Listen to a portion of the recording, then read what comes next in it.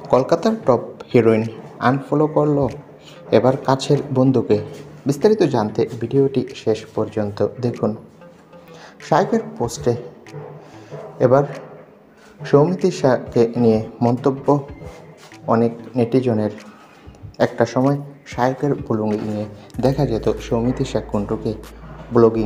সৌমিত্রিষা কুণ্ড, শাইক চক্রবর্তী, রিয়াজ লস্কর এদের বন্ধুত্ব নিয়ে একটা সময় অনেকেই হিংসা করত যে সৌমিত্রিষা কুণ্ড একটা মেয়ে হয়েও ছেলেদের সাথে কিভাবে বন্ধুত্ব করতে হয়, তাদের বন্ডিং দেখলে সেটা বোঝা যায়। এরকম বন্ধুত্ব সবার ভাগ্যে জোটে না।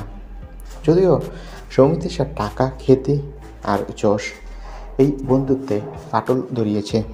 সূত্রের খবর, সম্প্রতি শাইক চক্রবর্তীকে আনফলো করে দিয়েছে সৌমিত্রিষা কুণ্ড। আর এতে করে মিঠাই ভক্তরা আর শাইক চক্রবর্তীর ভক্তরা সোশ্যাল মিডিয়ায় কমেন্টে যুদ্ধ শুরু করে দিয়েছে। শাইক চক্রবর্তীকে আনফলো করা কিছুতেই মেনে নিতে পারছে না তার ভক্তরা।